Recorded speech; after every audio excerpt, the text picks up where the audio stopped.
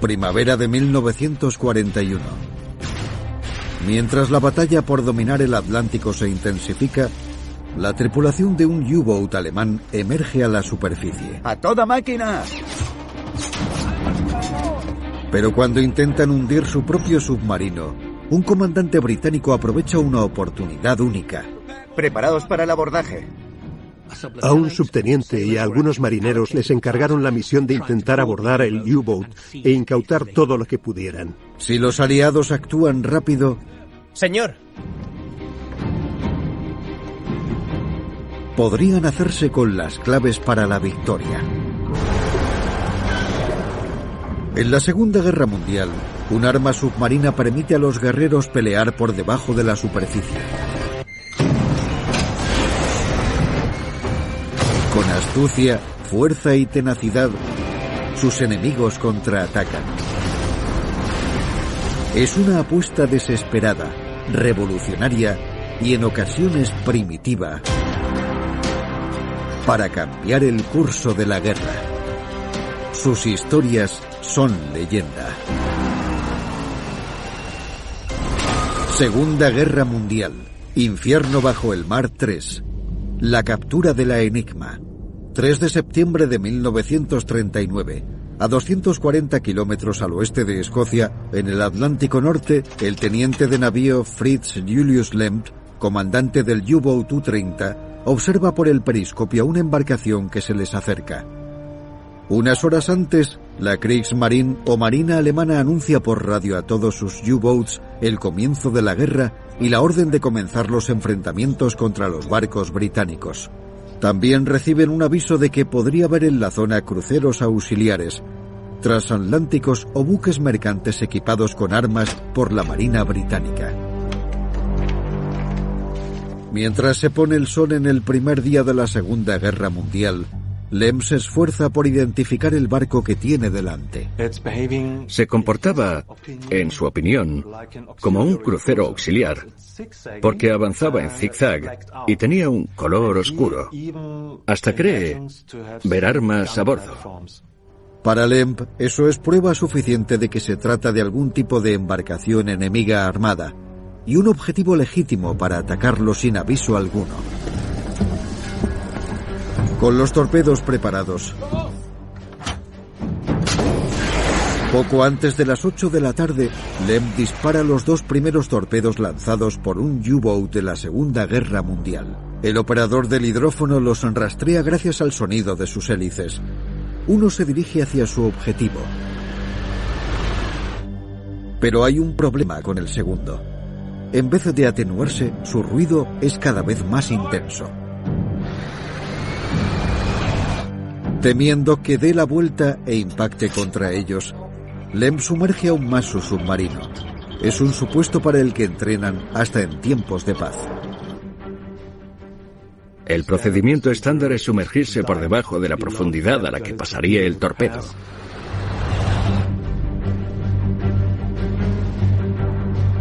Podrían tener poco margen. El U-30 mide 64 metros de largo, y cuando la proa se inclina hacia abajo, la popa se eleva. Deben lograr que todo el submarino esté fuera de peligro. No tienen forma alguna de rastrear visualmente la amenaza. Su única fuente de información es lo que el operador del hidrófono puede escuchar.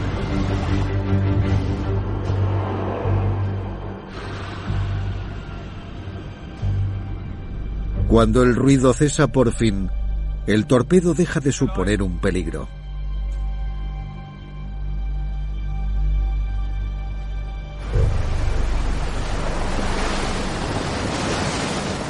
Aliviado, Lemp emerge a la superficie para investigar.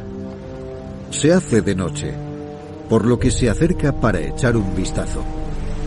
El primer torpedo ha impactado en el barco, pero cuando Lemp inspecciona el navío siniestrado, se da cuenta de que algo no va bien. Comprueban la silueta del gran barco en el registro de embarcaciones de Lloyd.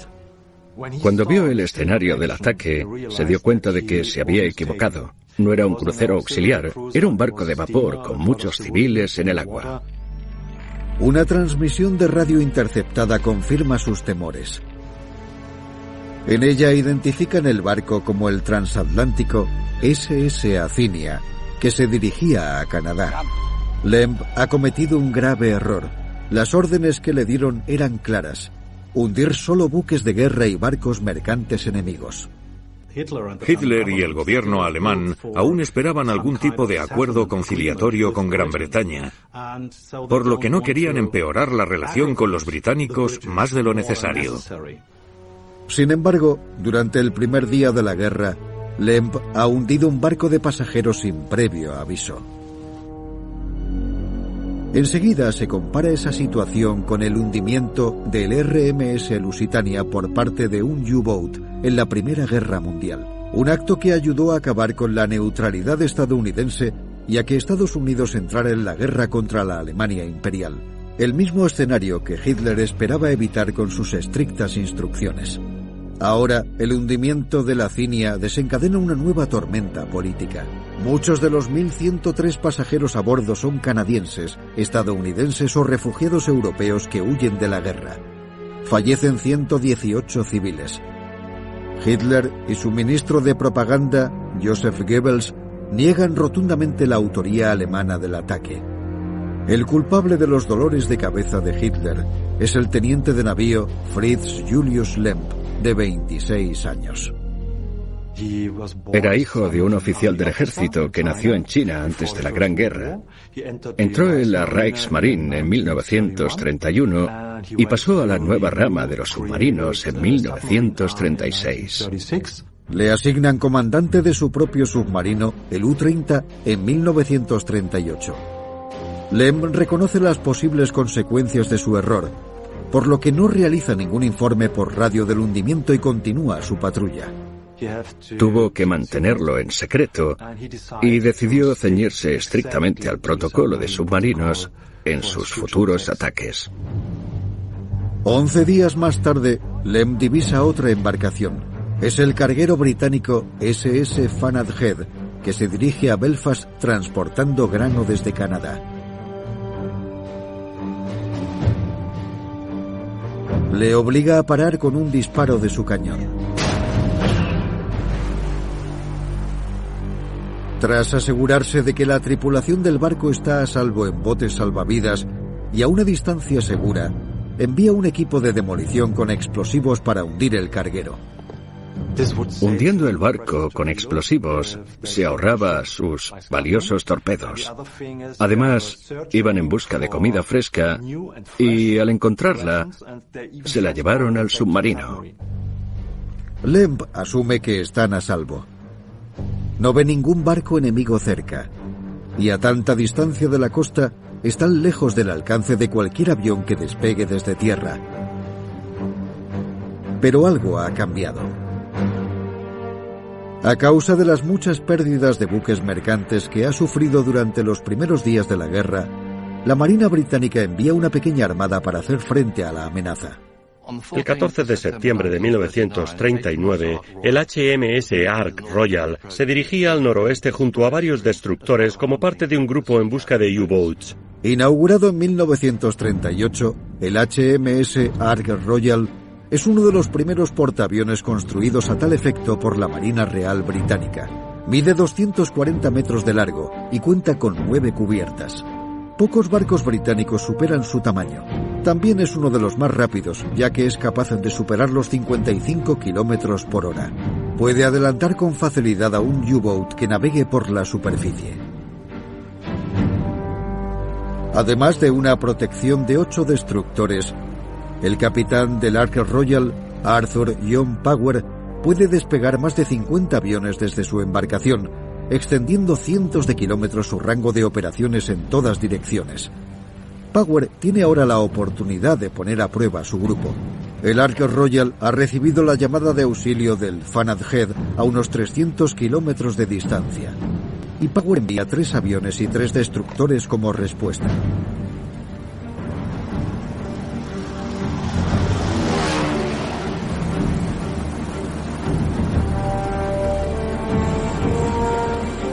Sin ser conscientes del peligro que se avecina, Los hombres de Lemp se toman su tiempo para trasladar pan, agua fresca y otras provisiones del buque mercante al U-Boat. La tripulación estaba eufórica por tener comida nueva. Trasladaron la comida enlatada al submarino y todos los miembros de la tripulación del submarino participaron en el transporte de mercancías. Puede que, por la emoción, no se preocuparan como debían por el tiempo. De repente aparece un avión en el horizonte.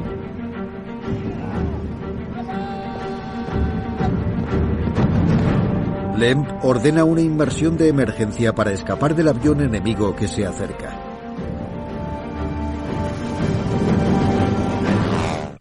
...14 de septiembre de 1939... mientras el U-Boat alemán U-30 ataca una embarcación llamada SS Fanadhead en el Atlántico Norte, varios bombarderos que han despegado desde un portaaviones británico cercano, el HMS Ark Royal, llegan para ahuyentar al submarino. La idea era despegar los aviones para observar el mar, llevar los destructores hasta el submarino y obligarle a sumergirse o intentar destruirlo. Era un grupo antisubmarinos bastante rudimentario. El teniente de navío, Fritz Julius Lemp, se sumerge tan rápido que cierran la escotilla antes de que uno de sus hombres en cubierta pueda entrar en el U-Boat.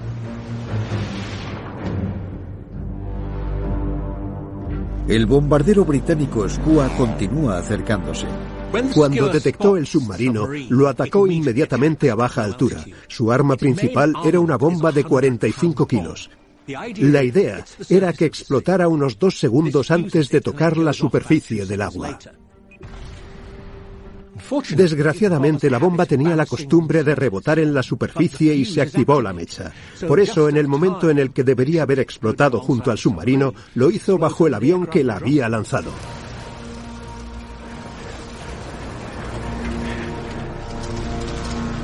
La explosión y la metralla derriban el avión británico. Mientras tanto, a bordo del U-30, Lemp se sumerge para esconderse mientras traza un plan.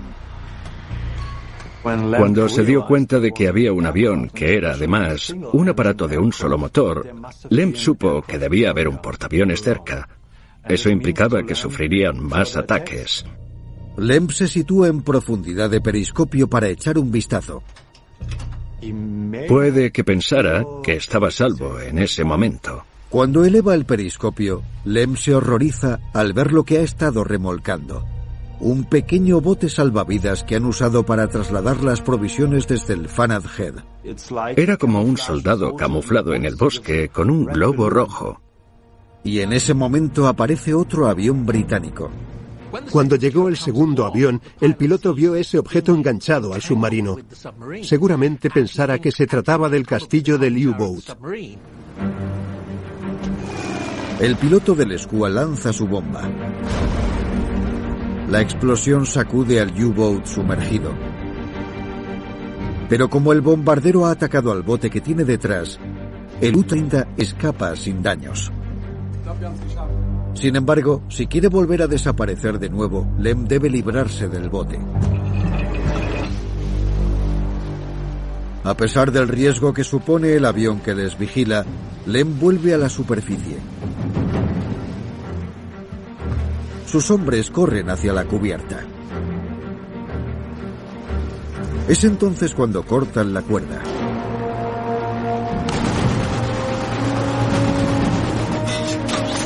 Mientras, el bombardero británico les ataca con sus ametralladoras.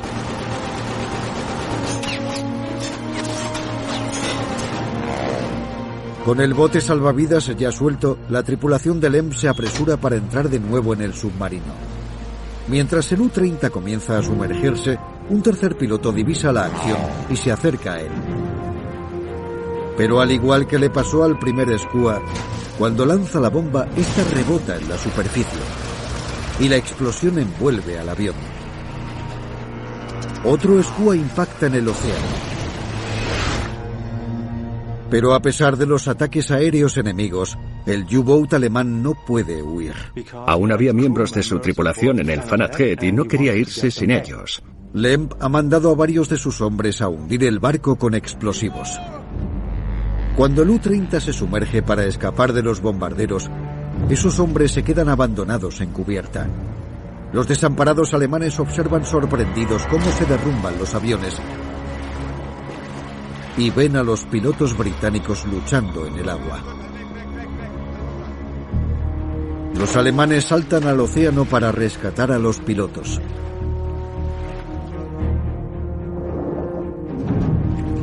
Los llevan hasta el Fanadjet y la relativa seguridad de su cubierta.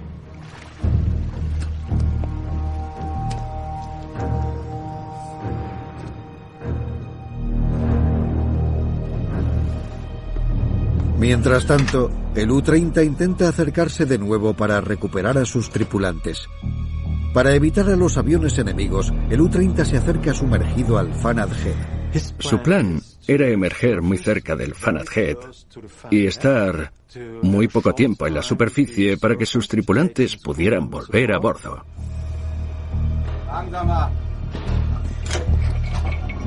Lemb se acerca a un lateral del barco mercante y comienza a emerger. Pero limitado por lo que ve por el periscopio, calcula mal. Golpea su proa contra un lateral del Fanadjet, lo que destroza sus tubos lanzatorpedos delanteros. Dejando que sus hombres a bordo lidien con las consecuencias, Lemb sube al puente de mando. Cuando sale a la superficie, ve cómo sus hombres en el Fanadjet le gritan desesperados. Al emerger en el lado más alejado del barco, Lemb no puede ver el destructor británico que se les acerca. 14 de septiembre de 1939, el U-Boat alemán U-30 emerge cerca del Fanadjet, un barco mercante británico. El teniente de navío Fritz Julius Lemb está decidido a salvar a los miembros de su tripulación que se han quedado abandonados en el carguero. Desde su elevada posición en cubierta, esos hombres ven un destructor británico acercándose desde el otro lado. Por ahora, afortunadamente para Lemb, el Fanadjet también evita que el destructor descubra al U-Boat y eso le ofrece algo de tiempo para rescatar a sus hombres. Lemb ordena a todos los que están en la cubierta del Fanadjet que se tiren al agua para subirlos a bordo del U-Boat. Además de los tripulantes alemanes, hay 2 pilotos británicos rescatados tras estrellarse sus aviones. La tripulación de Lemb salta, pero los pilotos británicos dudan. ¡Saltad! Lemb les intenta convencer en inglés. No va a dejarlos atrás. Eran valiosos prisioneros de guerra y en ese momento él era su responsable. ¡Debéis saltar! Les dio la opción de saltar al agua para que pudieran rescatarlos o permanecer a bordo del Fanadjet al que iban a atacar con torpedos. Lemb logra convencerlos y los pilotos saltan al agua.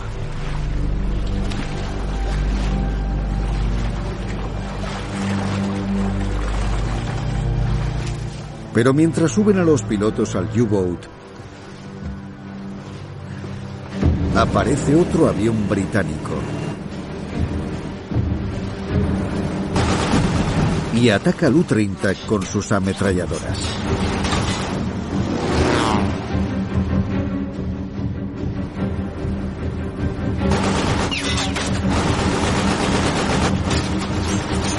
El miembro de la tripulación del U-Boat, Adolf Smith, recibe un disparo, pero logran subir a bordo a todo el mundo.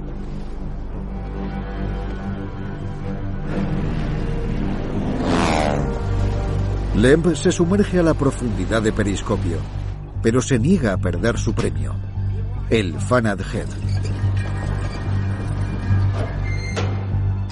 Con sus tubos lanzatorpedos de proa dañados, gira el U-30 para apuntar con su tubo de popa al carguero. Lanza un solo torpedo mientras se prepara para escapar. El torpedo se dirige hacia su objetivo y el Fanadjet comienza a hundirse.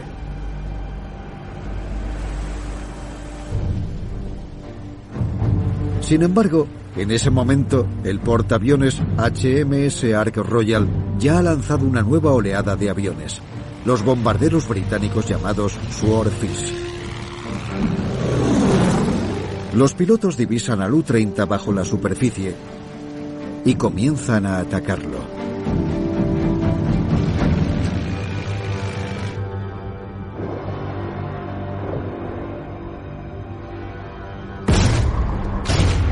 Lemp sumerge aún más su U-Boat, mientras las bombas aéreas explotan a su alrededor. Debe huir, pero es complicado. Un U-Boat no es tan rápido sumergido como lo es sobre la superficie. Si avanza a mucha velocidad, se le acaban las baterías eléctricas y el combustible de su motor eléctrico. Lemp necesita usar la energía limitada de sus baterías con prudencia. Llegan barcos británicos alertados por los Swordfish, que sobrevuelan la zona. Los aviones no tenían la capacidad de destrozar submarinos hasta más o menos mediados de 1942. Sí podían causarles daños, pero no acabar con ellos. Los destructores hacían esa labor. Al caer la noche, no uno, sino 3 destructores británicos llegan para dar caza al U-30. Lemp intenta deshacerse de sus perseguidores, sumergiéndose aún más.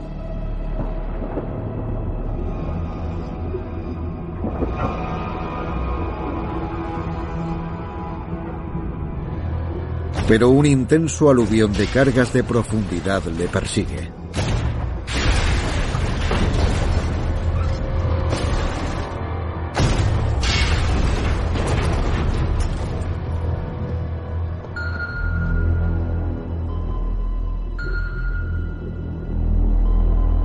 Los barcos británicos pueden seguir el rastro del U-Boat bajo el agua gracias a un sistema al que llaman ASDIC, una especie de sonar activo. El ASDIC usa ondas de sonido en el agua. Envía un impulso y este rebota en el objetivo sumergido, normalmente un submarino.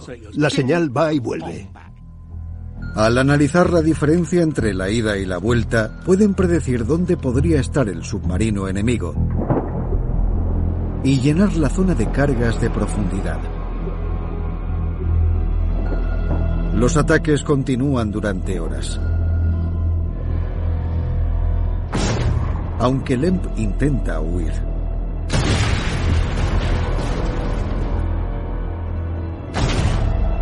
De repente, una carga explota cerca del casco del U-Boat.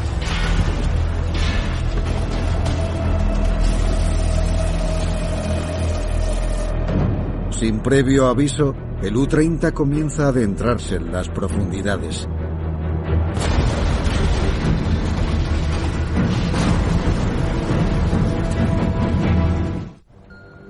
Septiembre de 1939. 3 destructores británicos y sus cargas de profundidad buscan un submarino alemán a unos 480 kilómetros de la costa occidental de Escocia. Una carga de profundidad bien situada ha explotado junto a la popa del U-Boat del teniente de navío Fritz Julius Lemp. Cuando las válvulas en la sala de motores se rompieron, el submarino comenzó a llenarse de agua, se desequilibró y comenzó a hundirse. Los ingenieros se apresuran a arreglar la fuga. Pero el peso adicional hunde aún más al U-30.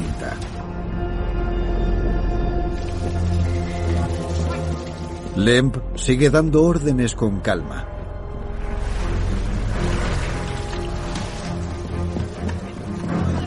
Sus hombres forman una cadena de cubos para achicar el agua del mar que entra por la popa hacia la sala de control.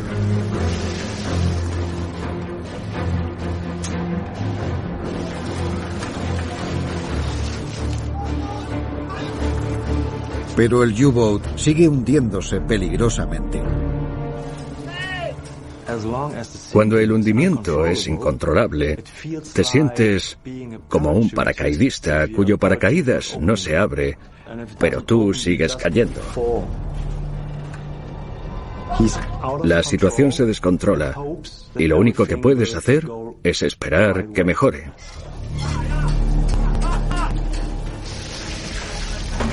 Finalmente, con la fuga arreglada y los hombres que han participado en la cadena de cubos exhaustos, el U-30 logra nivelarse. A 144 metros de profundidad, Lemp y sus hombres han establecido un récord en el campo de los U-Boat. Ninguna tripulación de submarinos se había sumergido a tanta profundidad y había vivido para contarlo. A las 10 de la noche, el U-30 emerge en la oscuridad. Sus perseguidores han desaparecido. Lemp y su tripulación han soportado 6 horas de bombardeos de barcos y aviones. Pero su submarino necesita importantes reparaciones. El U-30 estaba casi inservible de cara a una futura misión. Los tubos lanzatorpedos estaban dañados, al igual que los instrumentos de inmersión y el sistema de navegación. Tenían que orientarse por las estrellas. Además de un maltrecho submarino, Lemp tiene otro problema. ¿Qué hacer con su hombre herido y los prisioneros de guerra? El médico a bordo atiende a todos lo mejor que puede. Pero no es cirujano. El tripulante Adolf Smith tiene una arteria rota en el antebrazo. Y los pilotos británicos sufren quemaduras graves. Necesitan un tratamiento adecuado. Lemp envía un mensaje al comodoro Karl Donich, informándole sobre el enfrentamiento con el grupo del portaaviones HMS Ark Royal. Y también le solicita permiso para desviarse hacia Islandia, país neutral, en busca de asistencia médica. Donich acepta, pero le ordena volver a casa inmediatamente después para informar de sus acciones. Lemp no ha reconocido el hundimiento del SS Acinia, pero Donich sospecha que ha sido obra suya. Donich le ordenó a Lemp regresar a casa después de desviarse. Quería saber qué había pasado y por qué Lemp había decidido atacar el Acinia. Mientras tanto, con la esperanza de seguir manteniendo a los estadounidenses fuera de la guerra, el régimen nazi continúa negando la autoría del ataque.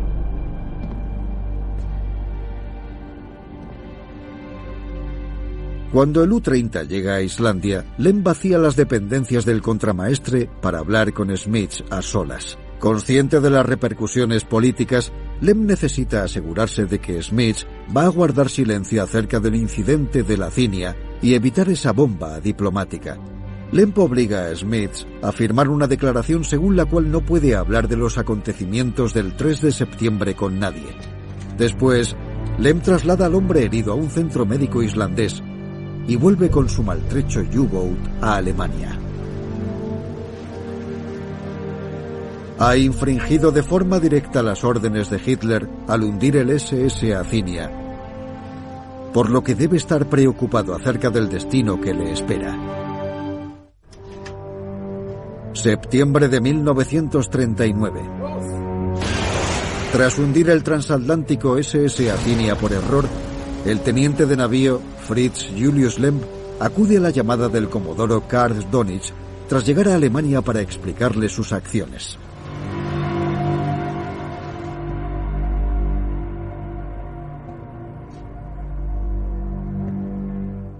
Por un lado, Donich debía lidiar con el incidente de la Acinia, pero por otro, Lemp había realizado una patrulla con bastante éxito. Y eso se sumaba al problema de que Joseph Goebbels, el ministro de propaganda alemán, había negado abiertamente la autoría alemana del hundimiento de la Acinia. Lemp no puede ser públicamente castigado por una acción que las autoridades alemanas continúan negando. Lemp solo recibió una reprimenda en privado por parte de Donich, y después el incidente prácticamente se olvidó.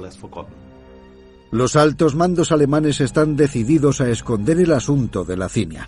Parte de la tapadera del incidente de la Acinia fue falsificar el registro oficial del U-Boat. Eso fue algo insólito. Es el único caso en el que se ha falsificado un documento así en la historia de la Kriegsmarine.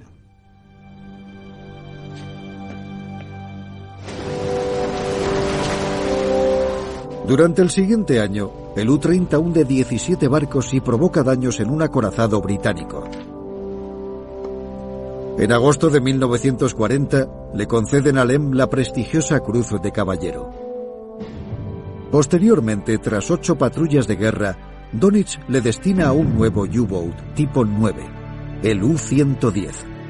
A pesar de los recientes contratiempos, Donitz espera que la velocidad, la potencia de disparo y la autonomía aumentadas de un tipo 9 reavive la época dorada de los U-Boats al principio de su campaña.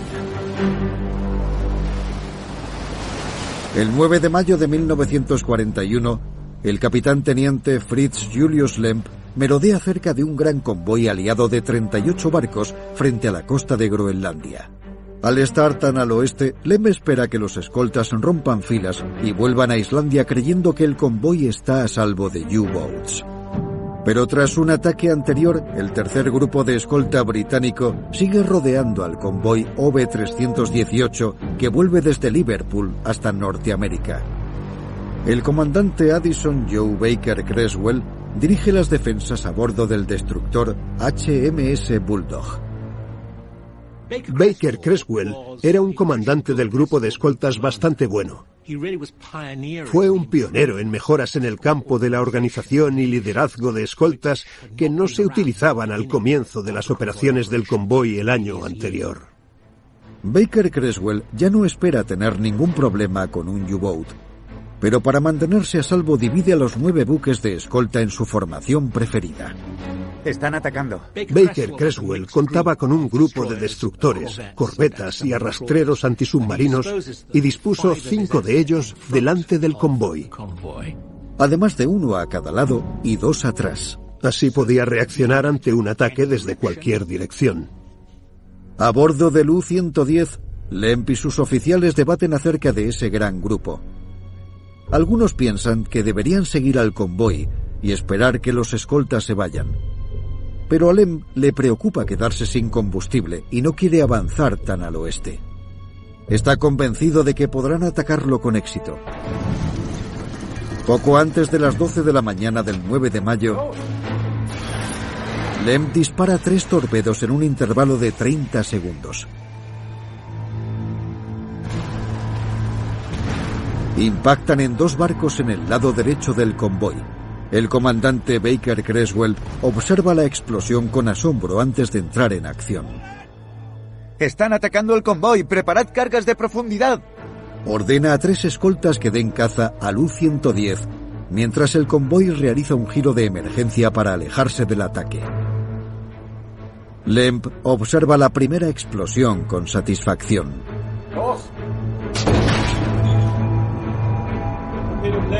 Pero un cuarto torpedo se queda atascado en el tubo y el submarino se descompensa.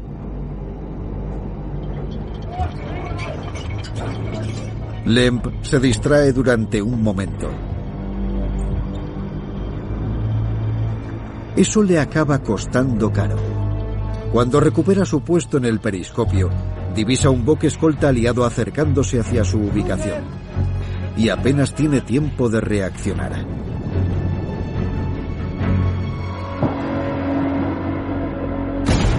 Varias cargas de profundidad caen sobre el U-110, mientras Lemp se sumerge a más profundidad para escapar de sus perseguidores. No era la primera vez que lo atacaban con cargas de profundidad y hasta ese momento siempre había salido bien parado. Pero mientras el ataque continúa, ni la calmada actitud de Lemp puede enmascarar la gravedad de la situación. Recibe el informe de los daños. Los motores eléctricos y los timones no funcionan. Las baterías están dañadas y liberan gas cloro. Se está empezando a filtrar el aire comprimido y una sola burbuja liberada podría informar de su posición exacta a los destructores que tienen encima. Y lo peor de todo es que si no pueden parar la fuga sin aire comprimido, el U-110 nunca podrá volver a emerger a la superficie. Mientras Lemp recibe los informes, otra función de su submarino falla y disminuyen sus opciones de escapar.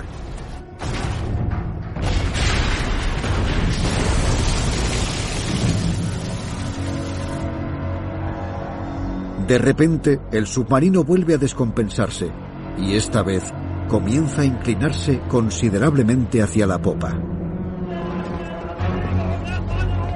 Todos los hombres no esenciales corren hacia la proa para usar su peso para reequilibrar el submarino e impedir que caiga en picado. Pero continúan hundiéndose. Finalmente, con aire presurizado escapándose demasiado rápido, a Lem no le queda otra opción. Debe explotar los tanques de lastre principales y salir a la superficie antes de que se agoten. Pero antes de lograrlo, la tripulación experimenta un extraño movimiento de balanceo.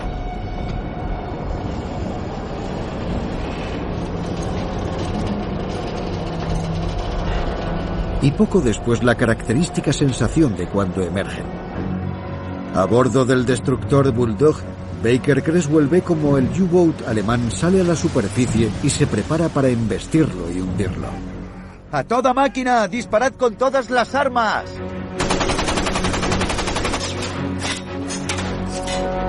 Lem corre hacia el puente de mando, bajo una lluvia de fuego enemigo.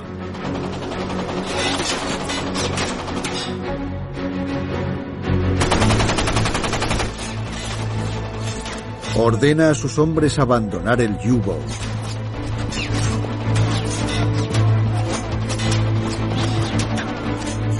Mientras los alemanes saltan al océano desde el submarino, Baker Creswell decide aprovechar la oportunidad. En vez de hundir el U-110, quizá pueda hacerse con él. 9 de mayo de 1941. Tras forzar al U-Boat alemán U-110 a salir a la superficie gracias a un ataque con cargas de profundidad, el comandante británico Baker Creswell se prepara para embestir al submarino. Mientras ve a los alemanes abandonando el submarino, decide aprovechar la oportunidad para hacerse con él, en lugar de hundirlo. Baker Creswell cree que merece la pena intentarlo. ¡Parad los motores! Y frena el barco. ¡Abordaje! Después movilizan 9 hombres liderados por el subteniente David Balm, de 20 años. Mientras tanto, el capitán teniente Fritz Julius Lemb continúa evacuando a la tripulación del U-110. Bajo la cubierta, sin tiempo para detonar las cargas que colocaron, su ingeniero abre los conductos de ventilación para que entre agua en el U-Boat y se hunda. Cuando el ingeniero sale por la escotilla convencido de que el U-110 se va a hundir, Lem salta también a las frías aguas del Atlántico Norte. El grupo de abordaje de David Balm llega poco después. Se acercan al castillo con cautela. A Balm le sorprende encontrar la escotilla del U-Boat bajada. Lo normal en un submarino que la tripulación alemana está intentando hundir es encontrarte todas las escotillas abiertas, pero no lo estaban. Balm respira hondo y levanta la escotilla. Piensa en lanzar una granada por si quedara todavía algún alemán, pero no quiere dañar más el U-Boat. Balm se prepara para descender. Necesita ambas manos para bajar por la escalerilla. Seguro que pensó que si había alemanes ahí dentro, ese sería el mejor momento para que le sorprendieran.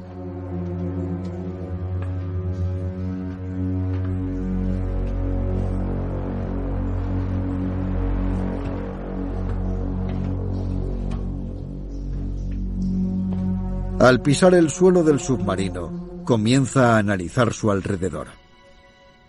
Balm estaba en un entorno que le era muy poco familiar. Era un submarino alemán. No sabía cuál era su diseño exacto.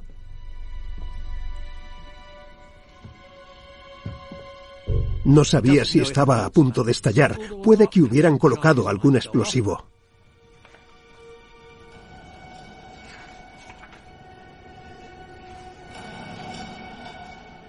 Balm y sus hombres se dividen. En el exterior, Lemb observa alarmado que su U-Boat sigue en la superficie. Su intento de hundir el U-110 ha fracasado. Era su segunda patrulla en un submarino tipo 9 Y este se comportaba diferente que uno de tipo 7. Era más grande y se tardaba más tiempo en hundir. Lemb nada hasta su segundo al mando y le pide que regrese con él para destruir el submarino.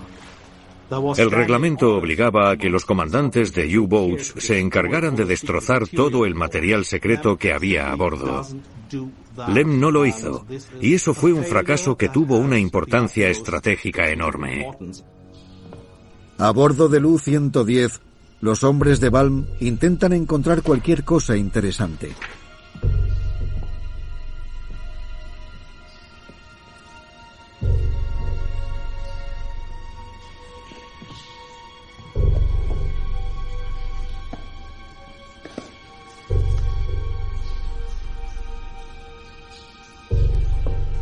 Mientras recopilan documentos, el telegrafista del Bulldog le pide a Balm que se dirija a la sala de radio.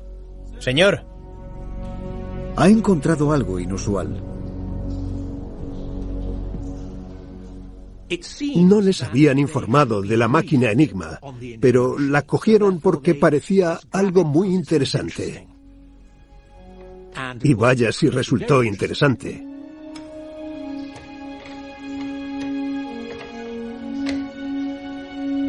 Balm le pide al telegrafista que se la lleve a su barco.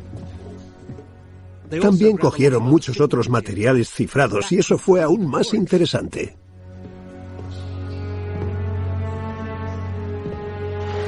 Mientras tanto, Lemb lucha por llegar al U-110. Pero fracasa y desaparece bajo las aguas del Atlántico Norte. Balm y sus hombres trasladan con éxito los documentos y el equipamiento incautados al HMS Bulldog, pero no pueden estabilizar el U-Boat, que se acaba hundiendo. Aún así, la redada ha sido todo un éxito. La extraña caja de madera tiene el potencial de acortar la guerra. Es una máquina Enigma. Dieron con una máquina Enigma en funcionamiento, con todo configurado, como lo estaba la última vez que la habían usado, y encontraron los libros de códigos. Gracias a eso, los británicos, los aliados, pudieron descifrar mucha información alemana. La clave está en los códigos. Lo más importante fueron los libros de señales en los que se incluían las señales cortas, las señales relacionadas con el tiempo y las fechas y los llamados códigos oficiales. Eso mejoró de manera muy significativa la capacidad de Bletchley Park para descodificar mensajes navales más rápido. Ante el pueblo alemán, Lemb muere como un héroe, pero al igual que su vida, su historia y su reputación son una montaña rusa llena de altibajos. Décadas después, cuando sale a la luz en Alemania la verdad de la captura, los veteranos se indignan al enterarse de que su descuido provocó la muerte de muchos tripulantes de submarinos. Su reputación, obviamente, se resintió a causa de su fracaso. Fue algo más que un error, fue un fracaso. Fracasó a la hora de cumplir con sus obligaciones. No hay más. La batalla por el control de Europa y los océanos que la rodean continuaría. Pero los aliados logran una gran ventaja que la Alemania nazi no sabe ver. Los alemanes siempre fueron reticentes a creer que habían descifrado sus códigos, y esa fue una gran baza para los aliados durante la guerra. Si hubieran sabido que habían capturado una máquina Enigma y los códigos que usaba, puede que se hubieran planteado más seriamente de lo que lo hicieron que sus comunicaciones estaban en peligro. Y con el tiempo, eso marcó la diferencia.